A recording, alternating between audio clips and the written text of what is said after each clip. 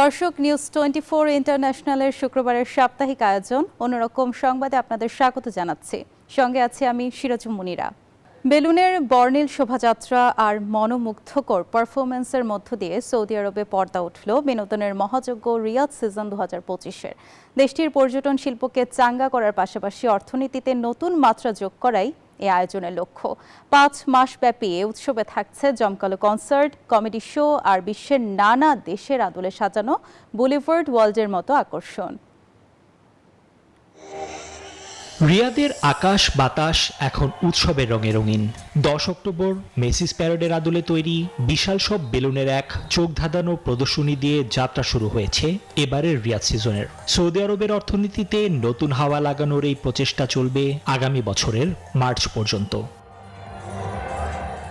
এবারের আয়োজনের অন্যতম আকর্ষণ বুলেভার্ড ওয়ার্ল্ড, যেখানে একচক করেই ঘুরে আসা যাবে চীন, ফ্রান্স, মেক্সিকো কিংবা যুক্তরাষ্ট্রের মতো দেশগুলো থেকে। সাথে বাড়তি পাওনা হিসেবে থাকছে জনপ্রিয় শিল্পীদের কনসার্ট, কমেডি শো আর মন মাতানো সব সাংস্কৃতিক আয়োজন। এক কথায় বিনোদনের ষোলকলা পূর্ণ করার সব ব্যবস্থা।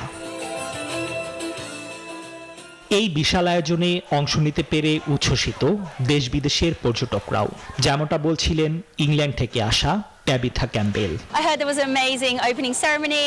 রিয়াদ সিজনের সবকিছুই আমার ভীষণ ভালো লাগছে। এটা সত্যি দারুণ একটা ব্যাপার। এখানে এসে আমরা খুবই খুশি। মূলত পুরো 5 মাস ধরেই রিয়াদ জুড়ে চলবে এমন নানা আয়োজন, যা শহরটিকে পর্যটকদের কাছে মেলে ধরছে এক নতুন রূপে। নিবির আমিন, নিউজ 24। অন্যের চোখে যা কেবলই আবর্জনা, ইরাকের নাজাফ শহরের মেকানিক হুসাইন দাউদের কাছে তাই অমূল্য ক্যানভাস।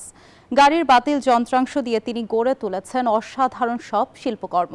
পরিবেশ রক্ষার বার্তা দেয়া এই শখই তাকে এনে দিয়েছে শিল্পীর খ্যাতি, যা এখন তার পেশা এবং বিশ্বজয়ের স্বপ্ন দেখার অনুপ্রেরণা।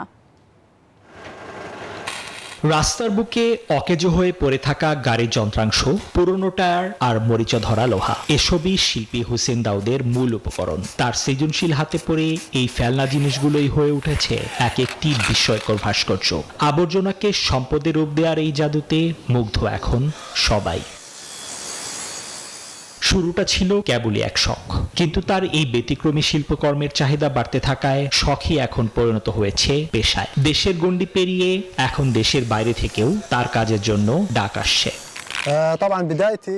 অনেকে আমার কাছে বাতিল জিনিস দিয়ে গড়া শিল্পকর্ম চাইতে শুরু করে, কারণ তারা এগুলো খুব পছন্দ করে। এরপর থেকেই এটা আমার ব্যবসায় পরিণত হয়েছে। হুসেইনের স্বপ্ন তার এই শিল্প ছড়িয়ে পড়ুক সারা বিশ্বে। পার্ক, বাগান কিংবা রাস্তার মোড়ে তার ভাস্কর্য শুধু সৌন্দর্যই বাড়াবে না, মনে করিয়ে দিবে পরিবেশ রক্ষার কথাও। আবর্জনাকে সম্পদে পরিণত করার এই শৈল্পিক লড়াই তাকে এনে দিয়েছে এক নতুন পরিচিতি। নিবির আমিন, নিউজ 24। যুক্তরাষ্ট্রে বসে এবার দর্শনার্থীরা উপভোগ করতে পারবেন জাপানের রঙিন সংস্কৃতি ও স্বাদের অভিজ্ঞতা। এর জন্যই নিউ ইয়র্কে টোকিও ডেলিক নামের একটি ক্যাফে ও বার খুলেছেন জাপানি শিল্পী সেবাস্তিয়ান মাসুদা। এখানে মিলিত হয়েছে টোকিওর স্ট্রিট কালচার, সমসাময়িক শিল্প এবং নস্টালজিক জাপানি খাবার, যা প্রতিটি দর্শনার্থীকে নিয়ে যাবে টোকিওর প্রাণবন্ত রঙিন জগতে। নিউ ইয়র্কের ব্যস্ত রাস্তায় হাঁটতে হাঁটতে হঠাৎই চোখে পড়ে একটি রঙিন কনভেয়র বেল্টযুক্ত ক্যাফে, যেখানে গ্লিটারিং গোলাপি ও নীল আলো ফুটছে। ভেতরে প্রবেশ করলেই চোখ ধাঁধানো অ্যানিমে চরিত্র, ক্যালিডোস্কোপিক প্যাটার্ন এবং উজ্জ্বল আর্টওয়ার্ক, যা স্বাগত জানাচ্ছে দর্শনার্থীদের। অনিগির স্যান্ডউইচ, ওমরিশ এবং ভাজা মুরগি কনভেয়র বেল্টে চলে যাচ্ছে। প্রতিটি পথ যেন দর্শককে টোকিওর রাস্তায় নিয়ে যাচ্ছে। ব্যাকগ্রাউন্ডে বাজছে জাপানি পপ এবং ট্রেডিশনাল সঙ্গীতের মিশ্রণ, যা পুরো ভ্যানু সৃজনশীল ও প্রাণবন্ত আবহ তৈরি করছে। পুরনো সুশি ডেলিক রেস্তোরাঁকে পুনর্নির্মাণ করে জাপানি শিল্পী সেবাস্তিয়ান মাসুদা তৈরি করেছেন টোকিও ডেলিক নামে একটি ক্যাফে ও বার।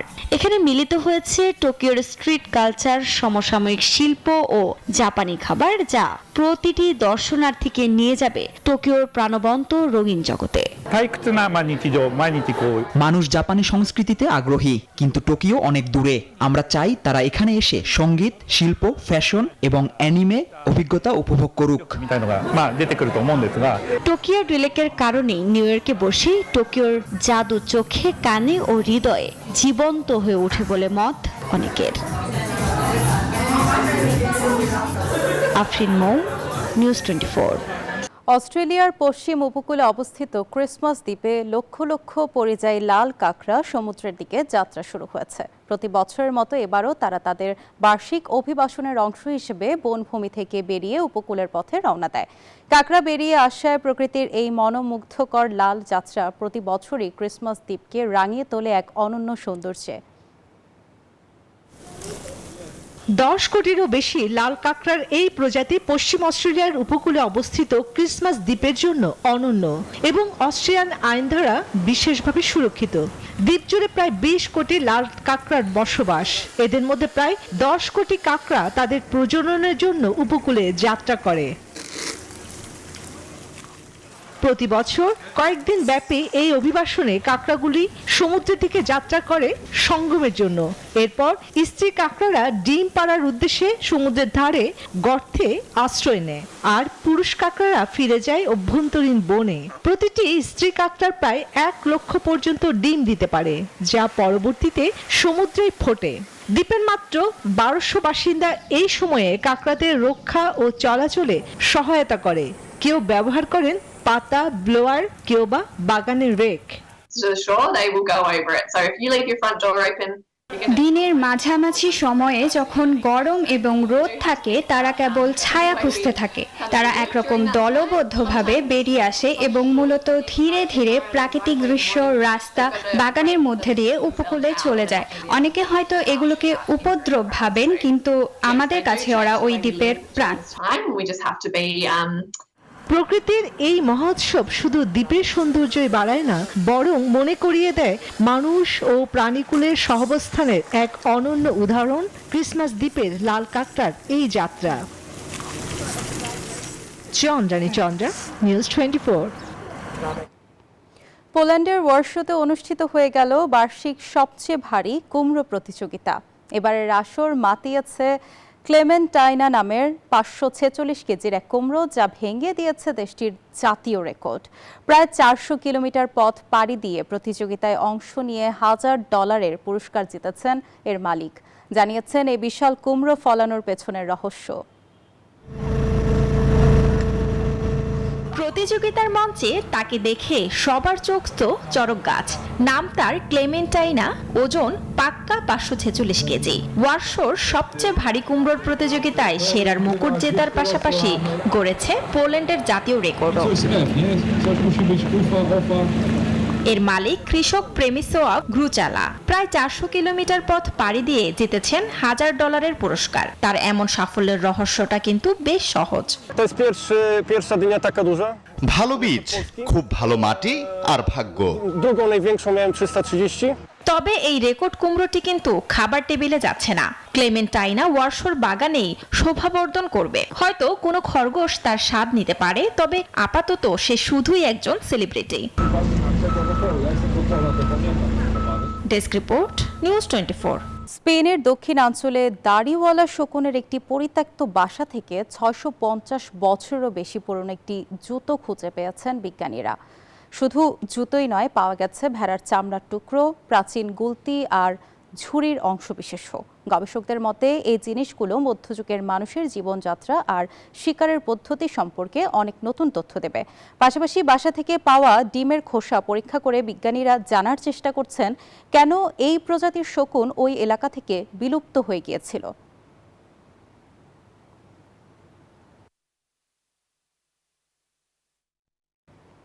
শনিবার এক অন্যরকম দৃশ্যের সাক্ষী হলো মেক্সিকো সিটি। হাজারো মানুষের গা শিরশিরে সাজ আর ভয়াল চিৎকারে শহরের রাজপথ যেন পরিণত হয়েছিল এক ভৌতিক রাজ্যে। বার্ষিক জম্বি ওয়াক নামের এই আয়োজনে সামিল হয়েছিলেন সব বয়সের মানুষ, যেখানে ভয়ের আবহের সঙ্গে মিশেছিল নিখাদ উৎসবের আমেজ। শহরের কেন্দ্রস্থলে এই অদ্ভুত মিছিল পথচারীদের মধ্যে তৈরি করে একই সঙ্গে আতঙ্ক ও কৌতূহল। মেক্সিকোর রাজপথে এ যেন এক অন্যরকম দৃশ্য। সারি সারি জীবন্ত লাশ হেঁটে বেড়াচ্ছে, কারো শরীর থেকে ঝরছে রক্ত, কেউ বা আবার ভয়ানক চিৎকারে আতঙ্ক ছড়াচ্ছে। তবে ভয়ের কিছু নেই, কারণ এরা সবাই নকল জম্বি। প্রতি বছরের মতো এবারও মেক্সিকো সিটিতে অনুষ্ঠিত হলো জম্বি ওয়াক। নানা বয়সী হাজারো মানুষ ভয়ঙ্কর সব সাজে অংশ নেন এই পদযাত্রায়। এই আয়োজনে অংশগ্রহণকারীরা এতটাই আন্তরিক যে নিজেদের তারা আসল জম্বি ভাবতে শুরু করেন, যেমনটা বলছিলেন দশমবারের মতো অংশ নেয়া কার্লোস হার্নান্দেজ। আমরা হচ্ছি সংক্রামিত দলের জম্বি। আপনি তো জানেন এরা কোনো ভেদাভেদ করে না, তাই এই তরুণ আর আমি দুজনেই সংক্রামিত হয়েছি আর এখন বেঁচে থাকার চেষ্টা করছি। কেবল মেক্সিকোতেই নয়, 2001 সালের ক্যালিফোর্নিয়ার স্যাক্রামেন্টোতে শুরু হওয়া এই জম্বি ওয়াকের সংক্রমণ এখন ছড়িয়ে পড়েছে নিউ ইয়র্ক, সান্তিয়াগো, সিঙ্গাপুর আর ফ্রাঙ্কফুর্টের মতো বড় বড় শহরেও। সব মিলিয়ে ভয় আর মজার এক অদ্ভুত মিশেল এই জম্বি ওয়াক। নিবির আমিন, নিউজ 24। স্পেনের মাদ্রিদে আবারও ফিরেছে ঐতিহ্যবাহী ভেড়া পারাপারের উৎসব ক্রসোমানসিয়া। ব্লুটং রোগের কারণে গত বছর বন্ধ থাকার পর এবছর হাজার হাজার ভেড়া আর মেষ পালকদের পদচারণায় মুখরিত হয়েছে শহরের রাজপথ। প্রাচীন প্রথা আর আধুনিক শহরের এই বিরল মেলবন্ধন দেখতে ভিড় জমান স্থানীয় বাসিন্দা থেকে শুরু করে পর্যটকরাও। শহরবাসীর জন্য এ যেন এক ভিন্নধর্মী অভিজ্ঞতা। মাদ্রিদের চেনা ব্যস্ত পথ যেন এক টুকরো সবুজ গ্রাম। গাড়ির হর্নের বদলে কানে আসছে হাজারো ভেড়ার ডাক।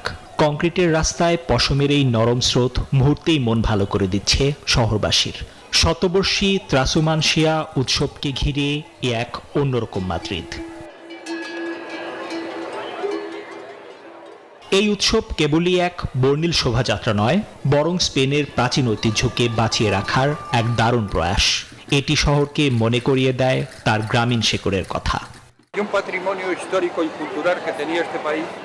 যে প্রাচীন পথগুলি দিয়ে আগে পশুপালকরা পারাপার করত, সেগুলি আজ মাদ্রিদের ভেতরে। এটি একটি চমৎকার উৎসব।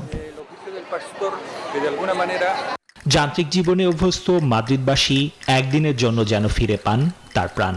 শহরের বুকে গ্রামের এই ছোঁয়া উপভোগ করতে তাই রাস্তার দুপাশে ছিল উৎসুক মানুষের ভিড়। তাদের চোখে মুখে ছিল আনন্দ আর অবাক হওয়ার এক মিশ্র অনুভূতি। নিবির আমিন, নিউজ 24। যুক্তরাষ্ট্রের ওরেগন চিড়িয়াখানায় দৈত্যাকার কুমড়ো মারিয়ে হ্যালোইন উদযাপন করেছে হাতিরা। 27তম স্কুইশিং অফ দ্য স্কোয়াশ নামের এই আয়োজনে বিশাল আকারের কুমড়োগুলো পায়ের নিচে পিষে ফেলে হাতিরা। তবে দলের সবচেয়ে ছোট সদস্যের জন্য কুমড়ো ভাঙা ছিল বেশ কঠিন এক কাজ। এই আয়োজনটি হাতিদের জন্য নিছক বিনোদন নয়, এর রয়েছে বিশেষ উপকারিতাও। ওরেগনের চিড়িয়াখানায় এ যেন কুমড়ো ভাঙার উৎসব। হ্যালোইন উপলক্ষে বিশাল বিশাল কুমড়ো পায়ে পিষে চুরমার করে দিচ্ছে হাতির দল। বিশাল পা দিয়ে একটা বাড়ি মারতেই এক একটা কুমড়ো ছিন্ন ভিন্ন। এরপর শুরু হয় চিবিয়ে খাওয়ার পালা। 27 বছর ধরে চলে আসা এই উৎসবের নাম স্কুইশিং অব দ্য স্কোয়াশ। তবে দলের সবচেয়ে ছোট সদস্য 8 মাস বয়সী তুলাতুর জন্য এই কুমড়ো ভাঙা ছিল বেশ কঠিন। কারণ একটি কুমড়োর ওজনই তার চেয়ে বেশি ছিল। তাতে কি, দমে যায়নি সে। ছোট একটি কুমড়োকে লাথি মেরেই নিজের আনন্দ খুঁজে নিয়েছে তুলাতু।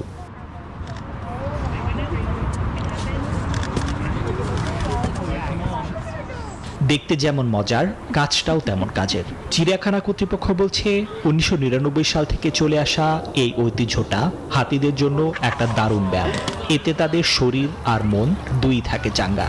আর সবশেষে মিষ্টি কুমড়োর পুষ্টিকর নাস্তা তো রয়েছেই।